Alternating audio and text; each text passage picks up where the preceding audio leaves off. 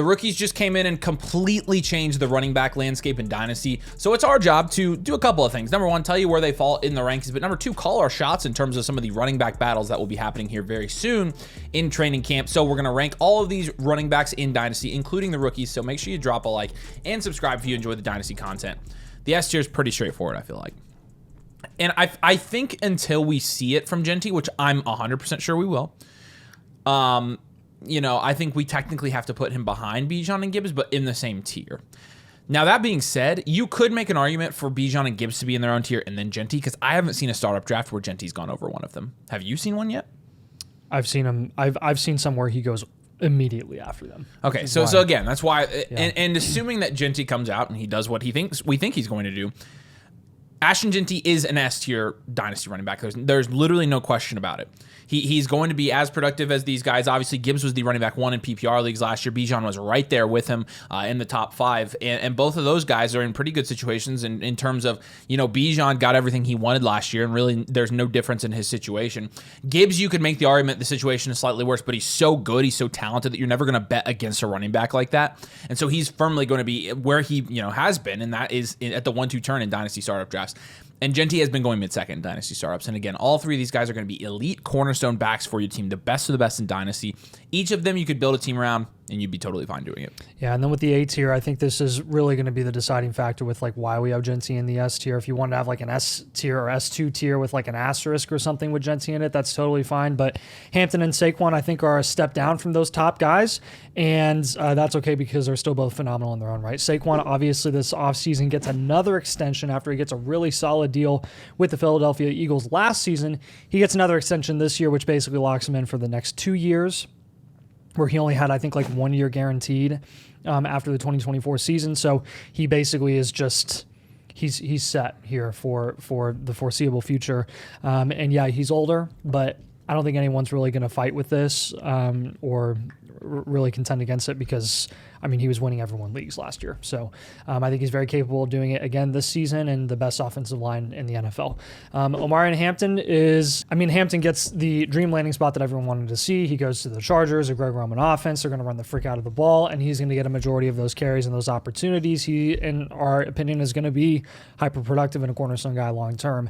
I will say that the reason that we have him over Saquon, there's obviously a huge age gap, and he gets first round draft capital. So I do think that's definitely worth looking at here, and obviously we have them in the same tier. If you prefer Saquon over Hampton, that's totally fine, but you can go all the way back to our real-time draft reaction. We were Hampton has to be RB4 to RB6, basically. And he can't be any lower than RB6, can't be any higher probably than RB4. But I think we're very excited for him and his outlook this season. And then, again, Saquon, he's proven he's going to continue to be elite, barring injury. Devon Achane would have been a league winner last year had Tua played the whole season. So when Tua was on the field, Devon Achane was, a running back, a top 3 running back in fantasy football.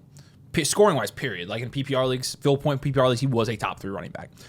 Obviously, the problem is Achane, has struggled to stay healthy a little bit in his career. I don't think that's really been the issue, though. I think really what you've seen is the splits with Tua on the field versus Tua off the field are pretty concerning.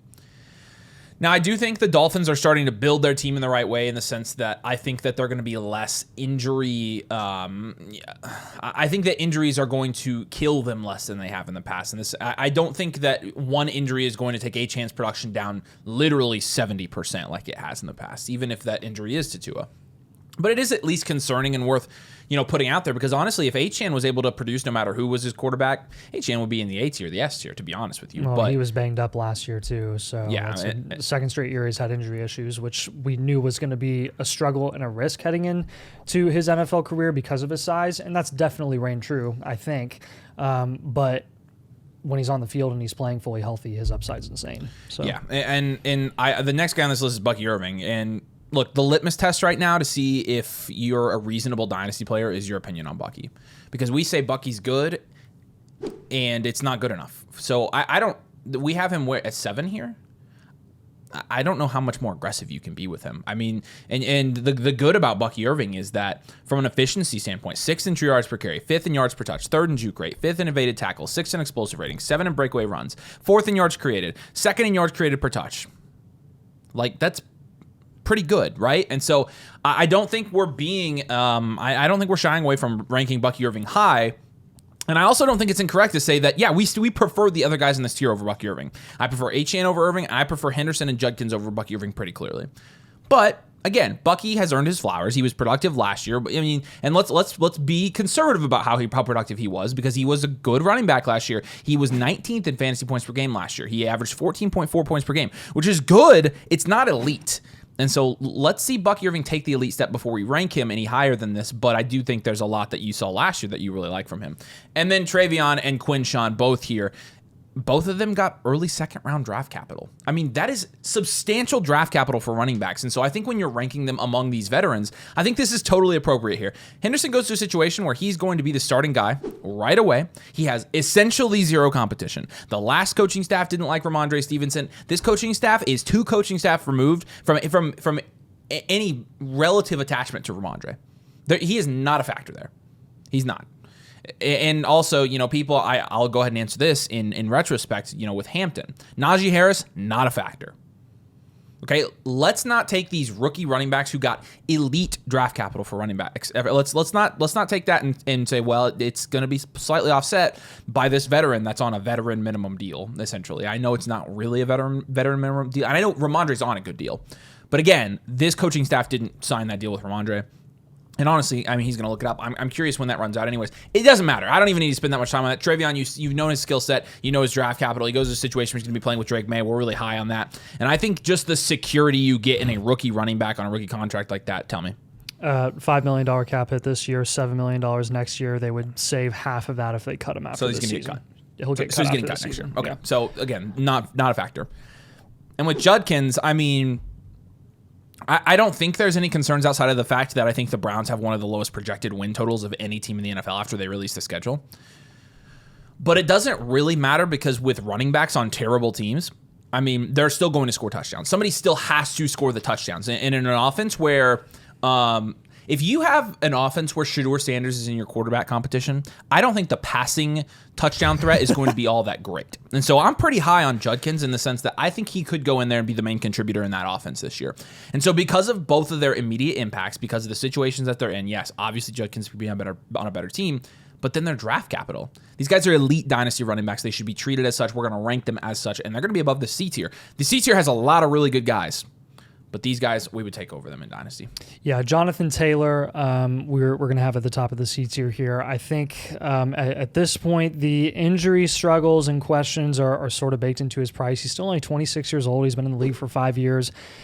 Was back in the RB1 conversation last season. He missed 3 games last year and was still the RB12. I think on a points per game perspective, he was like a mid running back 1, which was great.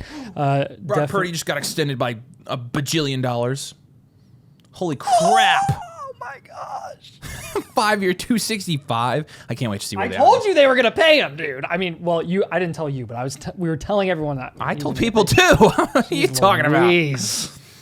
Dang, that's a big contract. Yeah, I would love to see it's only a matter of time. Details of that. All right, that cashed in. Leave it in the video. Anyways, let's go. So with JT, I think that one of the most intriguing things about his profile and his long-term outlook is like he may or may not be an Indianapolis Colt next year heading into 2026. And while he is still a Colt, you really don't have many other receiving assets in that offense to contend for him and the opportunity that he's going to get there, because Anthony Richardson and Daniel Jones will be throwing the football. And I don't really care how talented any of those guys are in that receiving room outside of Tyler Warren, who can, do literally everything all over the field. Like Pittman, Downs, Alec Pierce, all those guys are going to have very cap ceilings. A.D. Mitchell, if you're expecting a breakout from him this year, I just think JT, they're going to run their offense through JT primarily this season, and hopefully Tyler Warren, and you're going to see another nice solid year, barring injury again, which is definitely a concern and why he's not a tier above. Breece Hall saw a big step down last season with a semblance of a passing game in Aaron Rodgers, and now you're going back with Justin Fields, who is very questionable as a passer and could definitely use the check down help with Breece Hall as a receiving back. Maybe you see another bump up in receiving production when you saw quite a significant step down last season when Rodgers was there.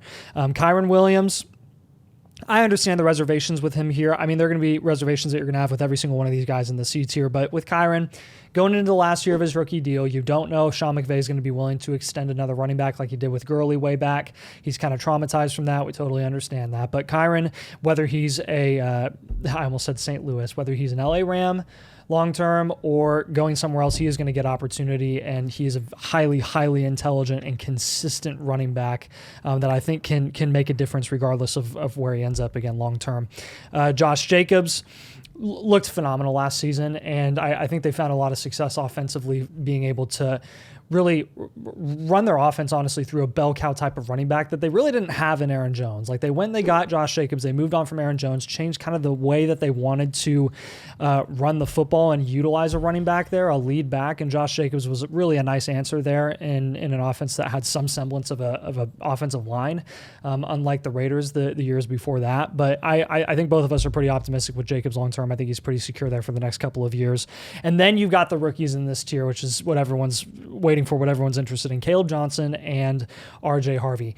Guys, Caleb Johnson, third-round pick going to the Pittsburgh Steelers. He has Jaylen Warren to contend with, and Jaylen Warren does not have the skill set that Caleb Johnson does. Caleb Johnson will do the dirty work. He is a better version of Najee Harris, more athletic. I think he's faster on film, and I think he's going to fit right into that Steelers offense. Very, very excited to see what he does this season. RJ Harvey is Sean Payton's running back one. What more could you ask for? Oh, and by the way, second-round draft capital. I understand he's an older prospect, 23 years old.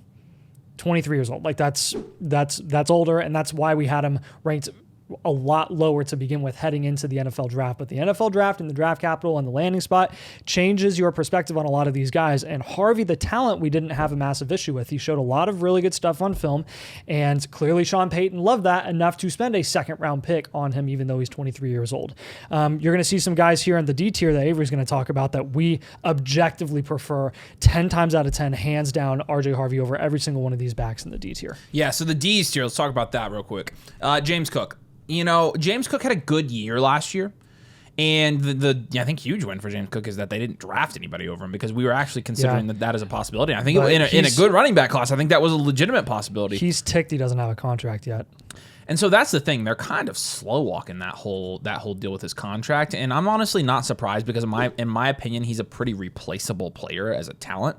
But he was the running back 8 last year. Now, granted, he was the running back 8 because he had 16 touchdowns, right? He did rush for 1,000 yards, which is great. But when you're looking at his receiving production, I mean, he only had 258 receiving yards compared to 445 the year before. So whereas in 2023, he was the running back 12 in PPR leagues, and we were confident it was sustainable because of the receiving production.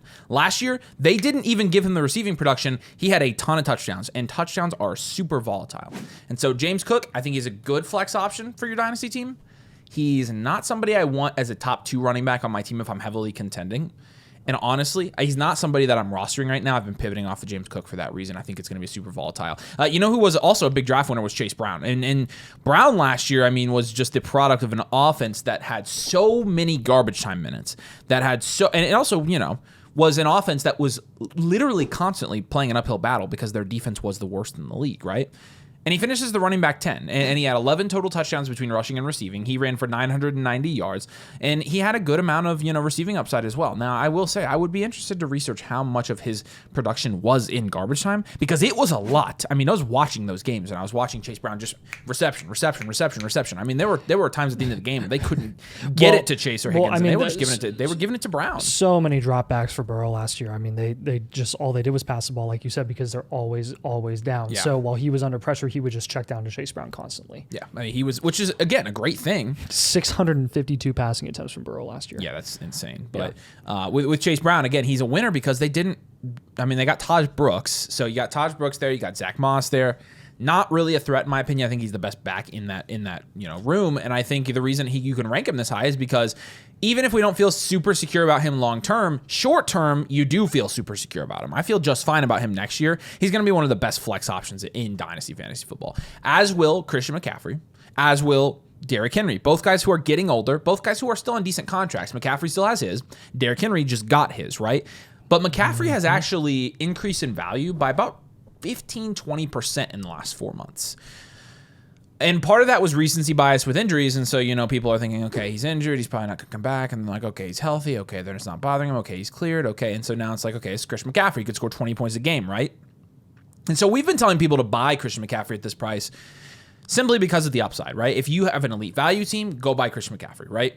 I mean, if you can flex McCaffrey, beautiful. But if he's one of your top 2 running backs, again, you're risking losing that instantly. Kind of the same thing with Henry, although Henry's pretty durable, and I honestly think he plays out both years of his remaining contract, and I feel like he's productive too, and that gives us 2 out of the 3-year window we're looking for, and you feel pretty good about it. And so honestly, those guys are such high upside flex spots guys that they are worth the risk, in my opinion, at the current price. I don't think Kenneth Walker is, but I'm lower on Kenneth Walker because he about lost me the flock league, so I'm a little biased on this one. I mean, I think I tweeted. I tweeted this a while ago, but like classic Kenneth Walker last year. Just post his like yearly finishes. Inconsistent. He's never finished higher than running back 18 in scoring. Guys, that sucks. Sorry, it sucks. I don't care. I don't care. You're gonna say, oh, Kenneth Walker, this. Oh, well, on a per game basis. The per game basis, guys, play the games. Like here's the reason why he almost lost me the flock league, because he doesn't play. I loved Kenneth Walker coming out of college. Thought he was a great prospect. I thought he was a great pick in rookie drafts, and he did return on his value, huge. But ever since he had that high value, I was like, you know what? I mean, is this guy gonna produce? Because he was top 12 in points per game once, and it was last year, which was great. But he only played 11 games. And he also had 8 touchdowns, 8 rushing touchdowns. No, total touchdowns. And more inefficient as a runner than he ever has been in the past. 3.75 yards per carry. And I'm not entirely sure that offense is getting better. So, the good case for Kenneth Walker here is I just almost took him in a startup. Had he fallen to me, I was like, going to have to take him. Because it was the 7th. It was the end of the 7th round. And so the nice thing about Walker is he's actually going a little bit later than where we have him ranked.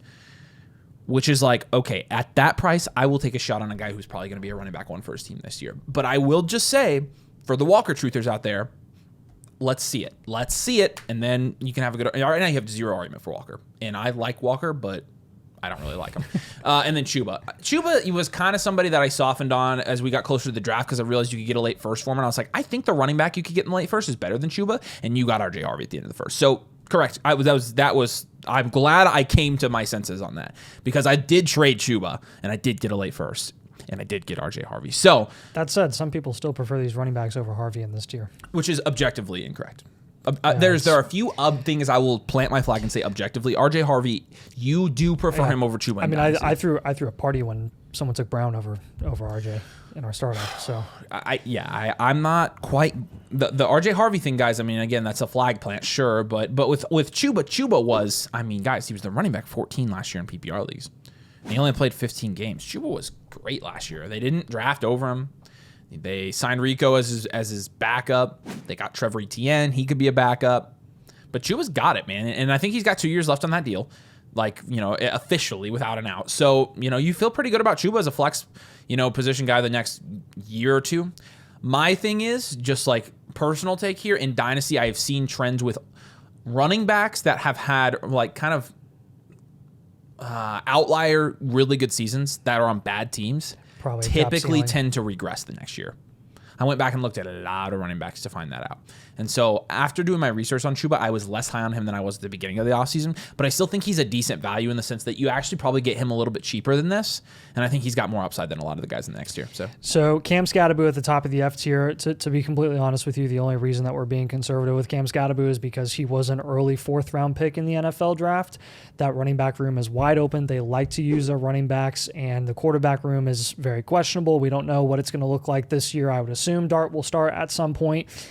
They quite literally could run their offense through Cam Scatterbo early on and through the entire season. Tyron Tracy, I think both of us agree at this point, Tyron Tracy is a non-factor. We were telling you to sell Tyron Tracy before the NFL draft for this exact scenario. Scatterbo, great prospect profile, good analytics. Obviously, you saw him play in the college football playoff. He was phenomenal, really cooked up Texas. And so if you ever had a question about some of the, level of play that he had all season, like I think he answered some of those questions in the CFP.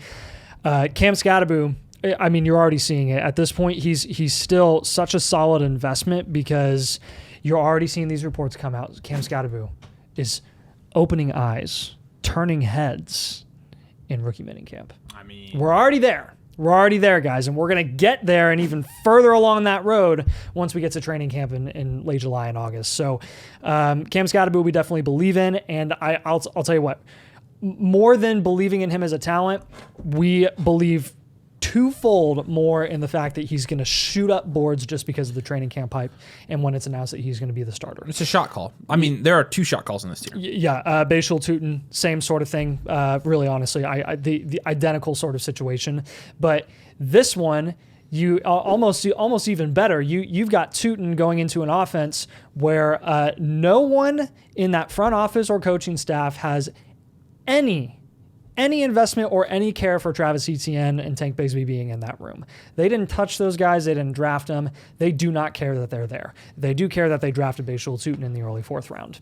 And that's going to be the guy who we believe strongly is going to be most likely the top option for the Jaguars this season. And then you got a bunch of vets here who I think are definitely a step down from the guys up top that we're a little more confident in because of their contracts and just their overall upside. But Joe Mixon, when he was on the field last year, phenomenal. I think he can continue that this year, even with Woody Marks coming in. I think Marks would really need to step into that situation if Mixon were to go down and get injured. And if that happens again like it did last season, then you're like a little bit shaky there from a dynasty perspective with Mixon. They can move on from him any point in time. That said, Mixon was a massive upgrade from what they had at the running back position previously, and I think they're going to want to continue that with him this year. They didn't have any crazy high investments at running back that really made us think like, hey, they're going to replace him this year. Alvin Kamara, this guy's just never going to stop. I mean, the mileage for a 30-year-old running back is incredibly low because of the skill set that he has. I think he can continue to do the exact same thing this year that he's been doing for 7 freaking years. David Montgomery, the running back to Jahmyr Gibbs, we all know the story at this point. I do think it's interesting, even though he got an extension last season, they could save money cutting him after this season. So if he has a rough year, I almost said another rough year. He had a great year last year. If he has a rough year this year, there's nothing keeping the Lions from just deciding to save a little cash and move on from him long term. But I do think that he's pretty much one of the best running back values that you can get right now from when it comes to being a contender and you wanting to maximize your production upside and production opportunity in your flex spots and plug and play money any given week. Like, he's a very, very low level investment that can have really high productive weeks. So James Conner's kind of the same situation as we start this next year. We're counting on this probably being his last relevant year. Even though he's been great, I think at the end of the day, the Cardinals probably turn the page next year, because if the Cardinals don't make the playoffs this year, which they're not going to, they're probably going to start a rebuild. Like, even if it's still around Kyler, like, I still think James Conner would be probably the last guy from a financial standpoint they'd want to invest in. But he's great for this year. I think he's going to be super high upside. I think he has running back 1 upside still, and I think that you're getting him extremely cheap. This is kind of the cheap veterans in this tier. Aaron Jones, extremely cheap. We like him for this season a lot. Brian Robinson, obviously, is just Brian Robinson. He's not a sexy name, but he's consistent. DeAndre Swift, on the other hand, honestly, it was probably the biggest surprise of the draft. He didn't get replaced. I mean, he's not any good. He does have experience with Ben Johnson, but I don't know. I mean, there's nobody else there. There's nobody there. And so he's most likely going to be the guy in Chicago in a much better Chicago offense. Again, don't believe in him long term. I think these are 1-year rental guys. Blue could maybe not be a 1-year rental guy, Jaden Blue, and obviously this is a shot called as well that we think he's going to be the starting running back over Javonte, at least at some point, pretty soon into the season. But again, the Skattebo ranking versus Tracy, the Tootin ranking versus Etienne, the Blue ranking versus Javonte Williams, all these are shots called. These are all extremely hard running back rooms to figure out. We really don't know what the split's going to be. I mean, it probably is, most likely the veteran ends up starting in all 3 scenarios and then they transition out. But we're down in the F and G tier, then I don't think there's any problem with calling a shot on a rookie, especially because the rookie's going to be more value insulated anyways. And because if you lose on that shot called, then you lose what? With Tootin, a 10th round startup pick value? Okay, I'm not that, same thing with Jaden Blue, but I think Jaden Blue's great here. I think he's one of the better values in this tier. Zach Charbonnet, I would love it. He would be C tier if he were the lead back in Seattle. So let's see. Hopefully that happens at some point, because there's Kenneth Walker trade talks. I don't know if they're true or not. But you know, we like him here. And then Trey Benson is going to be in this tier because he is the heir apparent to James Conner, and honestly, he's going to see a huge value bump when and if Conner is gone next year. And so I think it's worth ranking him here before we get to these kind of this last year of poverty guys. So. Yeah, so H tier Pacheco. I mean, honestly, I'm shocked that the Chiefs didn't draft a running back this year in this class. I'm surprised that Pacheco is still a factor here in these rankings, but here we are. He's got to duke it out with Kareem Hunt, who's an old washed-up running back who looked better than him last year. Pacheco hopefully can look more solid this season, coming a little further on from the injury than he was at the tail end of last season, which is why he looked kind of slow. Javonte Williams, we have to recognize him. I think both of us, again, are planting our flags saying that Blue is probably going to take over that job. Javonte got paid $3 million this year to come to that Dallas running back room and hopefully make some noise for his sake. But I think we're going to bet on the rookie here. Tyjae Spears and Tony Pollard, will put them together in this tier. Pollard had a really solid season last year. I think anyone who watched him play and saw the opportunity he got knows that it's just not sustainable. He can't carry the workload that he did last season or he's going to die. And then you've got Najee Harris backing up Hampton and Mason Drewley backing up Aaron Jones, kind of the change of pace back, or not the change of pace, but more of like the A.J. Dillon to Aaron Jones, like how you saw in Green Bay last or for a few years. So. I tier. I mean, I'll go over with you guys very quickly. They're either rookies, in the case of Samson, Jordan James. We have ETN in here. I'll let you decide which ETN it is. Because they both could be here, honestly. We're not high on ETN. We're not high on Tracy. You know, I think if Tracy does end up taking the job, we'll just end up being wrong about him, which is totally fine. DJ Giddens, Devin Neal, Braylon Allen, Woody Marks, Ramondre Stevenson, all guys that are either rookies and could work their way into a relevant role, but they're dirt cheap right now, or veterans that we think are getting pushed out by rookies. And so there you have it. I mean, this is the most subjective video we could have made. This is literally Nathan and I's opinions on these running backs. And the thing is, look, if you have a different opinion on how these guys are ranked, everybody has different rankings, so that's totally fine, right? It's just, again, this is literally how we would rank these guys. I will say this, I think the running back market is in better shape in Dynasty than it has been in a long time, so we're really excited about that. So make sure you drop a like if you enjoyed the video, make sure you subscribe if you enjoy the content, and also quit being a middle-of-the-road Dynasty team, quit making bad trades, get a team blueprint, we can help you out. Nathan and I do all of these team reviews, and you get one free with the annual Mother Flocker tier, code DOMAIN. You also unlock all the tools that we use, you unlock exclusive Discord, all of it. So link's gonna be in the pinned comment, but we appreciate you guys. Thanks for watching, and we'll see you later.